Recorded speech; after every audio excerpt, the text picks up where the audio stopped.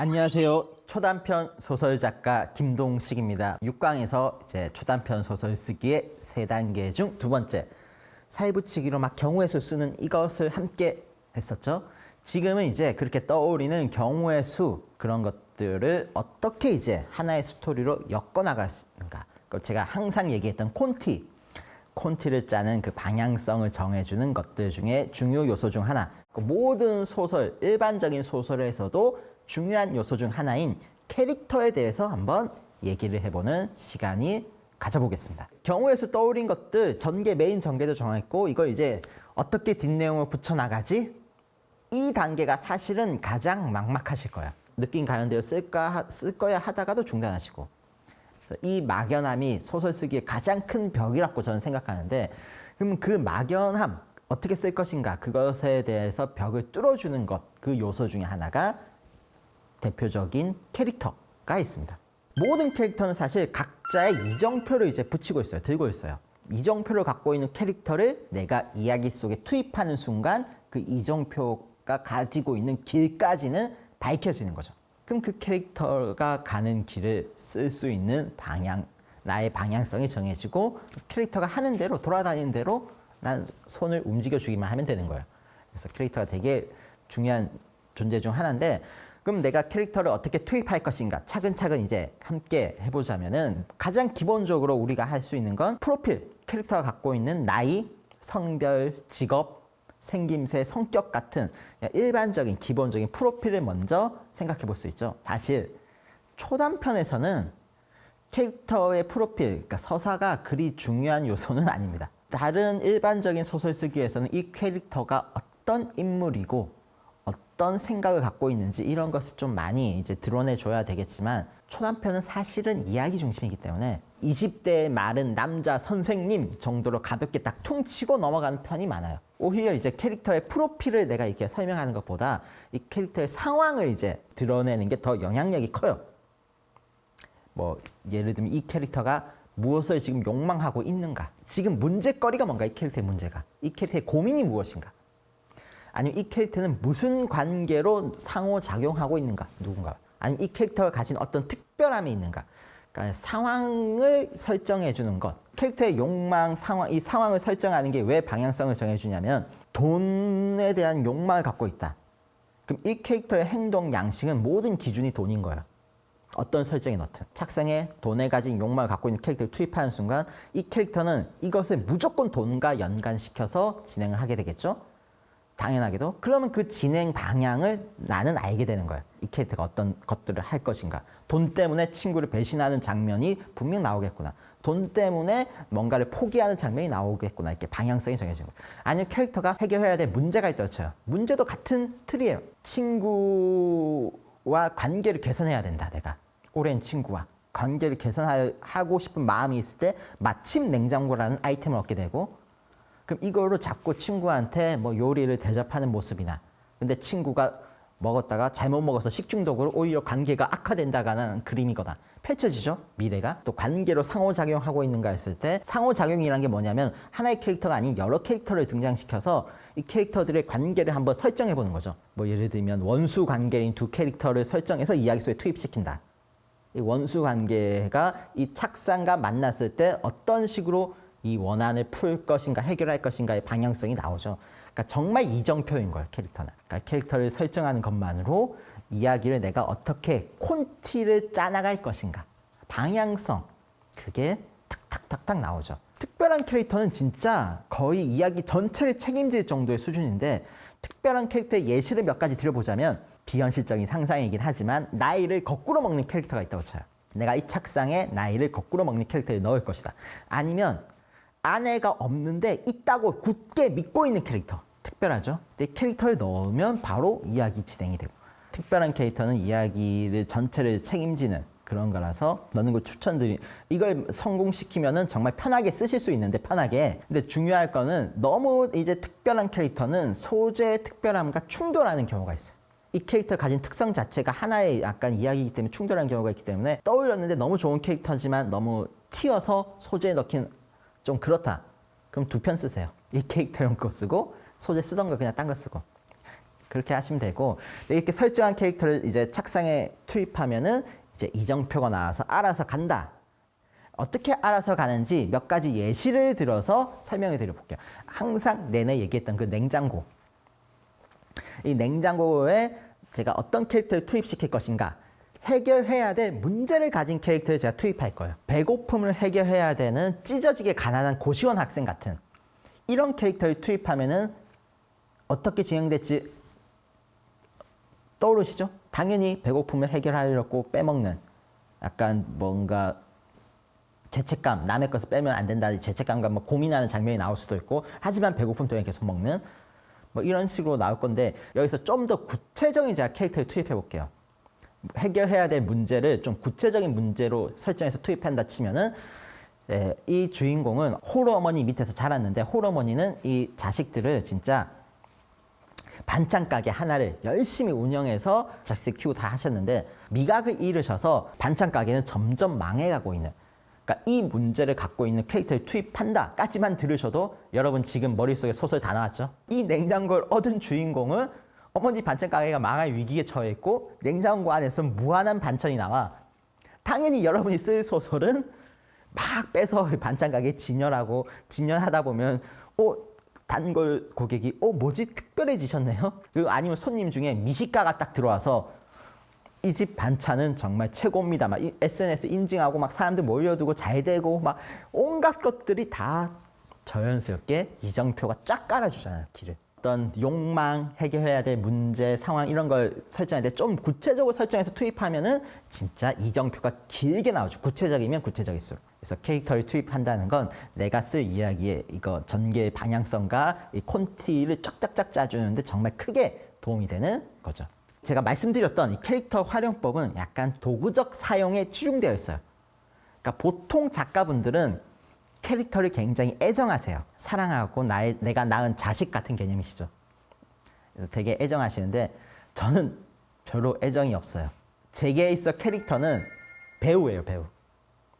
그러니까 도구적으로 이 이야기에 사용할 배우이기 때문에 저는 그렇게까지 애정이 없긴 한데, 그러니까 이게 초단편이란 형식 때문에 그래요. 사실 보편적인 소설의 캐릭터들은 대부분 이제 서사가 있고 뭐 어떤 사연이 있고 감정이입이 할 수밖에 없는 그 깊이 있고, 아니면 캐릭터 자체가 사실은 소설의 이유 자체가 그 캐릭터의 삶 이런 게 있는데, 초단편은 캐릭터의 삶은 다루지 않아요.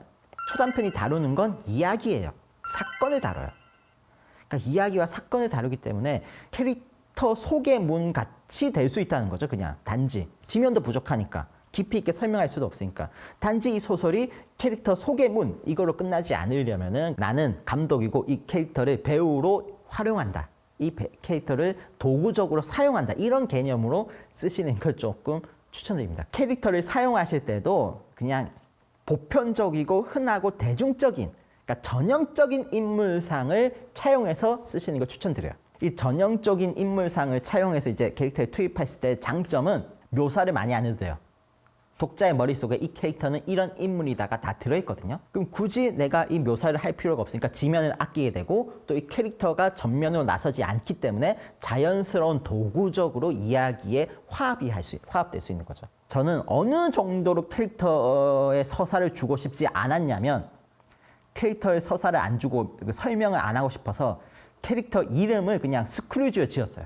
이름만 봐도 독자분이 머릿속으로 이거 그런 인물 팍 오죠? 구두쇠, 영감에, 뭐 고집불통에 딱 오잖아요. 저 설명 안 했거든요. 따로 그렇게 심한 묘사 안 했어요. 근데도 독자분은 이거를 설득력 있게 따라오시더라고요. 이 캐릭터의 이 행동도 역시 스크루지 하고 넘어가시고. 그래서 그냥 대중적이고 보편적인 그런 전형적인 인물상을 차용하는 걸 되게 추천드립니다. 몰입하시기도 쉽거든요. 근데 만약 내가 특별한 캐릭터를 넣고 싶다, 진짜 대중적이지 않은 캐릭터를 넣고 싶다, 보편적이지 않은, 그러니까 이상한 행동을 하는 캐릭터를 넣고 싶다면은, 그때는 반드시 이제 설득력을 쌓아주셔야 됩니다. 이 캐릭터가 왜 이런 행동을 하는가에 대한 서사를 넣어주셔야 돼요.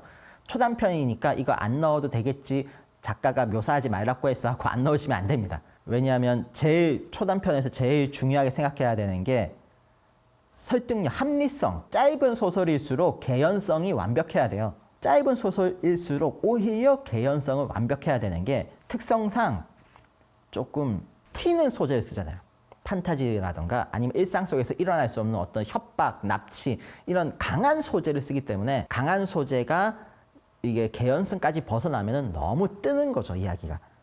그러니까 개연성으로 꽉 잡아줘야지만 그나마 이 강한 소재를 쓸 때 독자분들이 이건 말도 안 돼가 아니라 하고 따라오실 수가 있게 되는. 내가 뭐 때문에 특이한 캐릭터 쓴 기억이 나는데. 아, 그거 있잖아요. 특이한 캐릭터 중에 이것도 사실 요즘에는 전형적인 캐릭터긴 한데 특이한 캐릭터 중에 피냄새에서 희열을 느끼는 캐릭터 있잖아요. 이 캐릭터가 투입시킬 때는 왜 이 캐릭터가 피냄새에서 그것을 느끼는가에 대한 설명, 합당한 설명이 들어가야 했던 거죠. 정말 굶어 죽기 직전에 어머니가 이제 이 피를 딱 내어서 마시게 해주셨던.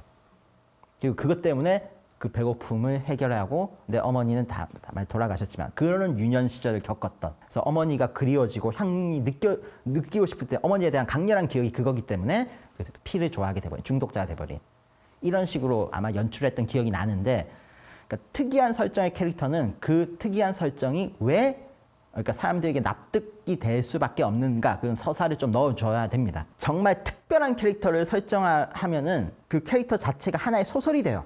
캐릭터를 시작점으로 시작해서 써나가는 소설은 눈을 감고 하는 거예요. 눈을 감고 내가 캐릭터의 서사를 하나하나 부여해 나가는 거죠. 제가 방금 얘기했던 것처럼 부모님 어렸을 때, 그러면은 이게 착상이 돼요. 캐릭터 자체가 착상이 되는 거죠. 착상 단계를 소재로 시작하는 게 아니라 캐릭터로 시작하고 이 캐릭터가 앞으로 어떤 일들을 할 것인가의 경우의 수를 쭉쭉쭉 써내려가는, 캐릭터로 착상하는 방법도 하나의 그 초단편 소설 쓰기 방법 중에 하나가 있습니다. 특별한 캐릭터를 먼저 떠올리고 그 캐릭터를 위한 무대를 만들어주는 방식의 소설 쓰기.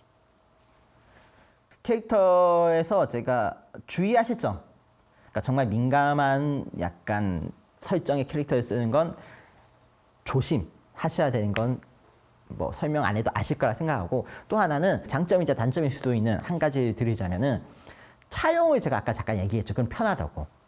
근데 너무 이게 편함을 추구해서 실존 인물을 한번 써보시는 분들 계세요. 실존 인물의 캐릭터를 이제 소설에 투입해서 해봐야지 했을 때 장점은 진짜 설명할 필요가 없어요. 진짜 실존 인물을 차용하는 건 되게 편리하고 리얼해서 정말 좋은 방법이긴 한데, 중요한 것은 자칫 잘못하면은 욕을 먹을 수 있죠. 실존 인물이니까. 고소를 당할 수도 있어요. 정확한 워딩은 기억 안 나는데 엄청난 댓글이 막 달려가지고 부랴부랴 삭제하고 사과 공지를 올렸습니다. 제가 생각이 짧았습니다. 함부로 실존 인물의 이름을 이렇게 사용하면 안 되는 건데 이렇게 딱 한 거예요. 실존 인물을 사용하는 건 되게 민감하기 때문에 이야기 속에서 이 실존 인물을 내가 쓸 수 있는 방법은 이 실존 인물이 이야기 속에서 좋아야 돼요. 나쁘면 안 돼요. 나쁜 역할인 척하는 것도 안 돼요. 태클이 들어올 수 있거든요. 그러니까 무조건 좋은 역할, 진짜 존경받는 역할, 사랑받는 역할, 이런 역할로 넣을 때만 가능합니다. 제가 제 주인공을 많이 사용하는 김나무는 평범해요. 우리 사회 속에 있는 평범한 사람, 근데 다만 상식적임을 추구하는, 뭔가 어떤 유혹에 흔들릴 수도 있고 잘못된 거 있으면 잘못됐다고 말하는 경우도 있고, 그러니까 되게 상식적인 우리 보통 사람이 김나무고, 홍혜화는 보통 사람 여자. 최무정이라고 제가 계속 쓰는 캐릭터 있거든요. 최무정은 전형적인 약간 차가운 인물. 이름도 사실 제가 이미지를 주고 싶어서 무정이라고 지었죠. 무정하다, 정이 없다.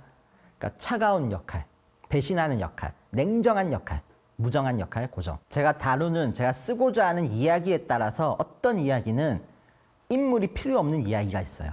사람들, 여론, 지구인들, 인류, 막 이런 느낌으로 전체를 다루는 소재의 이야기들, 제가 이것을 초창기에 많이 썼어요. 초창기에 제가 무서운 글을 올려야 되는 게시판이었기 때문에 제가 흔히 생각하는 무서운 것, 외계인의 습격, 지구의 멸망, 큰 이야기를 많이 썼거든요. 큰 이야기를 쓸 때는 중심 인물이 진행을 끌고 나가는 게 아니기 때문에 그냥 김나무나 홍해화 등의 등장인물이 필요가 없었죠. 근데 제가 점점 그 게시판에서 글을 쓰면서 이제 공장에서 일하면서 생각했던 그런 전체적인 무서움, 공포에 대한 이야기들이 다 떨어졌을 때 제가 뭘 무서워하는가 했을 때 사람이 제일 무섭더라고요. 사람이 무서운 것을 집중해서 그 게시판에 올려보자. 사람이 무서운 부분이 계속 파고들다 보니까 이제 전체를 바라보던 시각에서 점점 개인으로 바라보는 시각으로 좀 형태가 변해 나간 거죠, 형태가. 그래서 지금은 최근엔 거의 이제 개개인의 이야기에 집중하는 글을 더 많이 쓰고 있는데 이 부분이 약간 호불호가 가리시는 게 예전처럼 전체를 다루는 이야기를 쓰기를 바라시는 분들이 굉장히 많아요. 그래서 과거에 그 방식으로 돌아가야 되나 싶긴 한데 느낀 게 개인을 다루는 게 훨씬 쉽더라고요. 전체를 다루는 이야기는 막연하다고 해야 되나요? 이게 내가 전체 인류의 어떤 것을 쓰게 되면은 같은 소재로 두 번 쓰기가 되게 힘들더라고요. 그러니까 소재 고갈이 굉장히 빨라요. 근데 개인을 집중했을 경우는 개인은 모두가 다 다르고 다른 상황 다르잖아요. 소재 고갈이 잘 안 일어나서 그래서 최근에 저희가 개인에 집중된 이야기들을 자꾸 쓰게 되더라고요. 그런 의미에서 하나 말씀드리자면은 혹시 여러분이 소설 쓰실 때 실존 인물 김동식 작가 저는 괜찮습니다. 저는 괜찮으니까 저를 많이 사용해 주세요. 7강에서는 캐릭터에 대해서 함께 알아보았는데 어떤 캐릭터를 투입하실지 잘 생각하셔서 이야기의 방향성을 잡아보시면 좋을 것 같고요. 8강에서 이야기의 방향성을 잡아주는 주제에 대해서 함께 해보겠습니다. 그러면 8강에서 뵙겠습니다.